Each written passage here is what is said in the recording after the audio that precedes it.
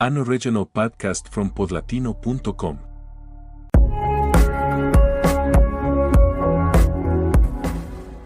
At the edge of the Caribbean, where the waves crash endlessly against black rock and salt hangs thick in the air, there stands a fortress.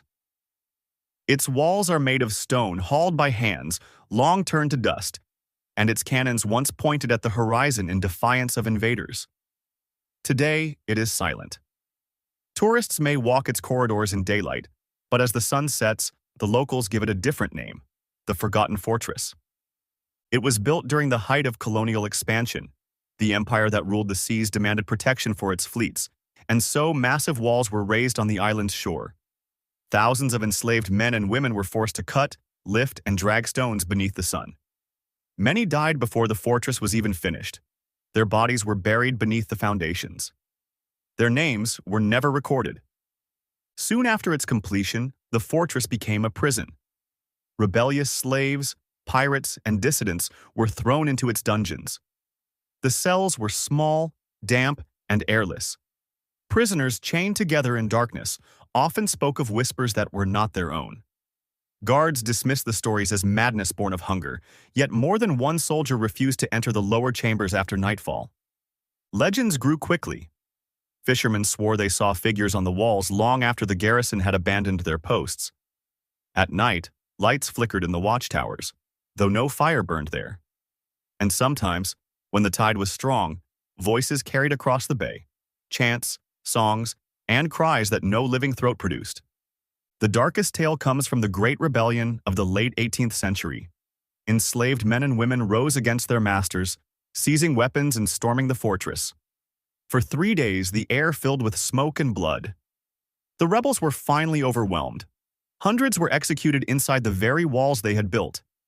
Those who survived swore that even as the cannons fired, they heard drums beating beneath the ground, calling them to freedom. After the rebellion, the fortress began its slow decline. Wars shifted elsewhere, and the island was left to decay. Soldiers stationed there complained of sleepless nights.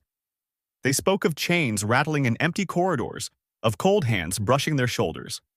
One captain recorded in his journal that his men refused to patrol the battlements after midnight. He did not blame them. He too heard the marching of invisible feet. By the 19th century, the fortress was abandoned. Its walls crumbled, and vegetation claimed the courtyards. Yet the silence was never complete. Villagers nearby told of shadows gathering at the gates during storms, of voices calling from the sea. Children dared each other to step inside, but few lasted more than a minute before fleeing in terror. Archaeologists who studied the site in the 20th century confirmed what locals always believed. Beneath the fortress lay mass graves, skeletons shackled at the wrists and ankles, bones marked with deep cuts. The silence of centuries was broken, but the discoveries only deepened the sense of unease. Visitors today describe sudden drops in temperature, even beneath the Caribbean sun. Cameras fail without reason. Photographs taken inside often reveal more than intended. Figures standing in doorways, eyes staring from windows long sealed. Some dismiss them as tricks of light. Others refuse to speak of what they captured. A guide who has worked there for years swears he never walks alone. When I turn the key to lock the gates, he says, I feel someone behind me. But when I look, there is nothing. Only shadows stretching across the stones. For the people of the island, the fortress is more than a ruin. It is a wound that never healed. Each generation passes down the stories of the enslaved whose cries echo in the night, of rebels whose spirits still march, of guards who never left their posts. The fortress remembers what history tried to forget. Some nights, when the moon rises full and silver over the bay, witnesses claim to see torches flare along the ramparts. A procession of figures in chains walks slowly through the courtyard, vanishing at the gate. The sea roars louder, as if to drown the sound of their voices. And then, silence returns. The forgotten fortress remains, battered by storms but unbroken, a monument not only to power but to pain. Its stones hold more than history. They hold the weight of every soul that passed within their walls.